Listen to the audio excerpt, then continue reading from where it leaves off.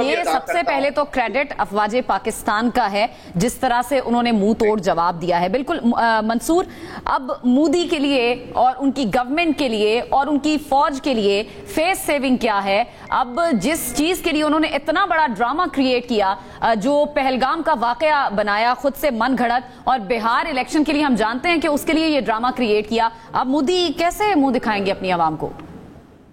देखिए, ये जो बिहार का इलेक्शन है, ये तो मुझे लग रहा है मोदी के हाथ से गया, क्योंकि जितना नुकसान कर बैठा है, $950 मिलियन के तो जहाज गए हैं, सिर्फ जहाज गए $950 मिलियन के। उसके बाद देखिए, वॉर के अंदर ना टाइम नोट किया जाता है कि आखिरी मिसाइल किसने चलाए, आखिरी गोलियां किसकी जानिब से फायर की गई, पाकिस्तान की जानिब से आखिरी मिसाइल गए हैं, और उसके बाद जाके ये सीज फायर हुआ है। उससे पहले सीज फायर नहीं हुआ। पाकिस्तान को बहुत दफा कहा गया, मैं पिछले 24 घंटे से मुख्तलिफ आपके साथ कोट कर सकता हूं।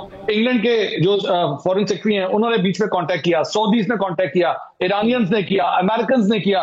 पाकिस्तान का एक ही जवाब था कि बदला तो जरूर लेना है, हर सूरत जवाब देना है, ईंट का जवाब पत्थर से देंगे, कहानी उसके बाद खत्म होगी। तो यही कहा गया था। DGISPR ने भी अपनी प्रेस कॉन्फ्रेंस में ये कहा था, जंग आपने शुरू की है, अटैक्स आपने किए हैं, आखिरी थप्पड़ हमारी तरफ से होगा। पाकिस्तान ने आखिरी थप्पड़ मारा है, आज दिन भर की बमबारी उन्होंने बर्दाश्त की है, और उसके बाद तरले किए कि जाके खत्म कर दीजिए। आप मुझे बताइए, नुकसान उठा के देख लीजिए, क्या पाकिस्तान का कोई एक जहाज गिरा? क्या पाकिस्तान की किसी एक मिलिट्री इंस्टॉलेशन को नुकसान पहुंचा? नहीं। वहां पे वो टीन के डब्बे इकट्ठे कर रहे हैं, सारा एक एक करके सारा माल जो है वो इकट्ठा कर रहे हैं, और एंड ऑफ द डे बैठ के कैलकुलेट करेंगे वहां पे कि जनाब ये अभी तक जो मंसूर, अभी तक जो राइटर्स इस पर लिख रहा है, $83 बिलियन का नुकसान हो चुका है अभी तक भारत को। देखिए, $83 बिलियन जो है ना, वो सिर्फ in terms of financial calculation है। इमेज का नुकसान है, इमेज का नुकसान कितना बड़ा है आप ये देखिए। इनके फ्रंट खुल गए हैं सारे, इनके सारे फ्रंट्स जो हैं वो चाइनीज की तरफ से, बांग्लादेशीज की तरफ से, पाकिस्तानीज की तरफ से। मैं आपको अभी से बता देता हूं, आप देखिएगा बांग्लादेश के अंदर चाइनीज इन्फ्लुएंस अब बढ़ जाएगा। जब वो ये देखेंगे कि जनाब चाइनीज टेक्नोलॉजी इतनी एडवांस है, ये तो इंडिया का सत्यानाश करके रख देती है, वहां पे भी डिफेंस कॉन्ट्रैक्ट अब आप देखेंगे। तो इंडिया को अब इस वक्त मुसीबत पड़ जाएगी कि आगे हमने अपना दिफा किस तरह करना है। ऑप्टिकली ये जो इसके ऑप्टिक्स का नुकसान है ना, मेरे ख्याल में जनरल साहब इसमें बड़ा बेहतर कमेंट कर सकेंगे। इसके ऑप्टिक्स का बहुत बड़ा नुकसान हुआ है इंडिया का। बिल्कुल मैडम, जिस तरह अभी मंसूर बात कर रहे थे, इमेज बिल्डिंग कैसे इंडिया दोबारा करेगा? मोदी को तो अपनी मुसीबत पड़ गई है, बिहार इलेक्शन तो गया फिर। बिल्कुल, मेरा ख्याल है कि एक तो इमेज बिल्डिंग जो कि उनकी अपनी है, उनके इंटरनल जो फॉल्ट लाइंस हैं वो किस तरह से एक एक करके अब निकलेंगे। वहां पे जो मुस्लिम्स के हवाले से, सिखों के हवाले से जो पॉलिसीज इख्तियार की गई हैं, माइनॉरिटीज के हवाले से, ये हिंदुस्तान को इसको पे करना पड़ेगा, ये प्राइस पे करनी पड़ेगी। एक बात तो उनकी इंटरनल पॉलिटिक्स, अब हमारी इंटरनल पॉलिटिक्स पे भी आई है कि पाकिस्तान के ऊपर क्या इंपैक्ट होगा। देखिए, जो जीती हुई फौज होती है उसका एक अपना एक रोल होता है। बिल्कुल, और मेरा ख्याल है जनरल जाहिद साहब भी और मंसूर उससे बाखबर होंगे।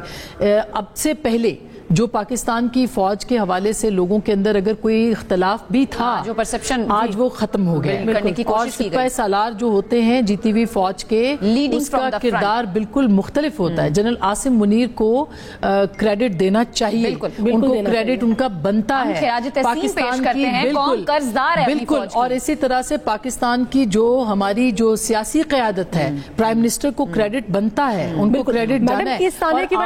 आज मैं ये भी कह दूं कि आज प्राइम मिनिस्टर ने बैरिस्टर गौहर साहब को भी कॉल किया है, which is very good. I mean, इससे अच्छी क्या बात है? एक प्लेटफॉर्म पे आप यूनिटी की मिसाल दे रहे हैं। तो मेरा ख्याल है कि जनरल आसिम मुनीर साहब का जो किरदार अब एक उभर के वो आए हैं इस पूरे रीजन के अंदर, उसको आप उस तरह से देखिए कि इस पूरे रीजन में एक तो ये मिलिटरीली, पॉलिटिकली जाहिर है कि फौज का किरदार पाकिस्तान के अंदर है। मैं रीजन की बात कर रही हूँ, नॉट पाकिस्तान की के अंदर के किरदार की, मगर एक जो इम्पैक्ट है वो बिल्कुल डिफरेंट होगा। आप पढ़िए तारीख में जीती हुई कौम के जो अफवाज होती हैं और जो हारी हुई कौम की अफवाज होती है उनका, तो पाकिस्तान के अंदर इस वक्त जो वेव आई है पैट्रियटिज्म की, अज़ाइम ये थे कि पाकिस्तान को कमजोर किया जाए, लेकिन पाकिस्तान पहले से मजबूत पाकिस्तान के लिए मजबूत बना दिया। पाकिस्तान के अवाम इस वक्त एक हो गए, अपने सारे इख्तलाफात भुला के तमाम पॉलिटिकल पार्टीज जमघट्टा नहीं है, ये कौम है, हमने साबित किया है। बिल्कुल। जनरल साहब, आपसे हम यही बात करना चाहेंगे, जैसा कि अभी मैडम भी कह रही थी कि हमारी जो फौज का जो किरदार था वो पहले तो बहुत ही वाज़ेह था, लेकिन अभी हम देख रहे हैं कि जो कौम है वो एक पेज पर है, फ्रंट पर आई है, सामने आई, और फौज के हक के लिए बड़ा बेहतर हुआ है। क्या कहेंगे आप इस पर?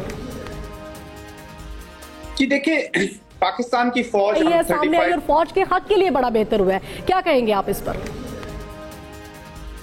जी देखिए, पाकिस्तान की फौज हम 35-36 ईयर सर्व की है। Credit goes to the military, air force, navy, army, सबको जी एक क़यादत की नीचे। Of course chief of army staff was leading the from the front. He is a meaningful person. India का सबसे बड़ा मिस्टेक ही उन्होंने ये किया कि उन्होंने एनिमी कमांडर यानी कि पाकिस्तान के आर्मी कमांडर का प्रोफाइल सही से तैयार नहीं किया। वो शायद समझ रहे थे कि ये चूंकि डोमेस्टिकली इतने हम इन्वॉल्व हो गए हैं चीजों में अनफॉर्चुनेटली, या जो भी हमारी पोलराइजेशन थी या जो सोशल मीडिया फेक शरेट, कि शायद ही is a focused man. Not कि आज हम वॉर एंड कर रहे हैं। मैं आसमत शराजी साहब के प्रोग्राम में भी उस दिन बात हो रही थी, मंसूर साहब के साथ कई दफा बात होती है कि प्रोफाइल देखा जाता है एनिमी कमांडर का। He is a meaningful person in a way कि वो जो कहता है वो करता है जी। ही इज नॉट अ शरेट, और उसने करके दिखाया है। और कौमों की जिंदगी में चंद इम्तिहान आते हैं, ये इवेंट रोज रोज नहीं होते जी। आप गिनेंगे तो 10-12 इवेंट ऐसे हमारे हिस्ट्री में हुए जो आज तक कोट होते हैं, जो बायसे शर्मिंदगी रहते हैं। दिस इज अ मिलिट्री जिसने ह्यूज इंडियन एयरफोर्स को 40 मिनट्स की बैटल में इररिलेवेंट कर दिया। मंसूर, आप इसमें कुछ ऐड करना चाह रहे हैं? This is a military. मैं खबर शेयर करना चाह रहा हूं। जी जरूर। मैं आपको बता रहा था कि इंडिया के अंदर मिनिस्ट्री ऑफ एक्सटर्नल अफेयर्स की जानिब से प्रेस कॉन्फ्रेंस हो रही थी। वहां पे वो आए हैं, उन्होंने सिर्फ 3 जुमले बोले हैं। I am just trying to check कि उन्होंने क्या कहा है। And no questions taken, no questions taken. बनते नहीं है अभी। आज सुबह भी उन्होंने कैंसिल की थी अपनी। बिल्कुल बिल्कुल, उनमें हिम्मत भी नहीं है मेरा ख्याल इन सवालों के जवाब देने की। अब चेहरे लटके में हैं, हवाइयां उड़ी हुई हैं, अपने जर्नलिस्ट के जवाब नहीं दे पा रहे। पाकिस्तान में डीजीआईएसपीआर ने कल प्रेस कॉन्फ्रेंस की थी, इंटरनेशनल मीडिया सामने बैठा था, उन्होंने तमाम क्वेश्चंस किए। यहाँ पे अपने जर्नलिस्ट को जवाब नहीं दे पाए। मैं सोशल मीडिया के ऊपर देख रहा हूं, लोग लान तान कर रहे हैं, उनके अपने लोग कह रहे हैं कि ये क्या तरीका था भाई, आपने सीज फायर किया है, स्टार्ट आपने कर दिया है, कुछ जवाब तो दो, ये किया क्या तुम लोगों ने। And this is so shocking for them कि they could not even answer one question, no questions taken, no question. वो ना वो दोनों जवाब, इससे बड़ी क्या शर्मिंदगी होगी।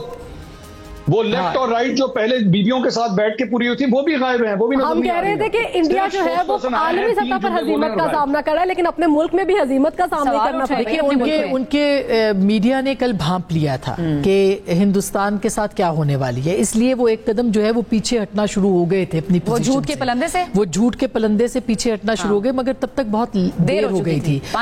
और उनकी जो रुसवाई पूरी दुनिया और उनकी अपनी आवाम के अंदर हुई है वो अपनी है। लेकिन देखिए, इसमें कुछ सबक हैं जो कि हमें भी सीखने हैं। अब हम चूंकि अच्छी अल्लाह ताला ने हमें फतह दी है और हमें ये फतह परवरदिगार ने अता की है, तो हमें उसमें कुछ चीजें सीखनी है। सबसे बड़ी बात ये क्रेडिबल मीडिया, एक खबर ले लें, मीडिया फ्रीडम और प्रेस फ्रीडम। मेरे ख्याल है मंसूर के पास कोई खबर है।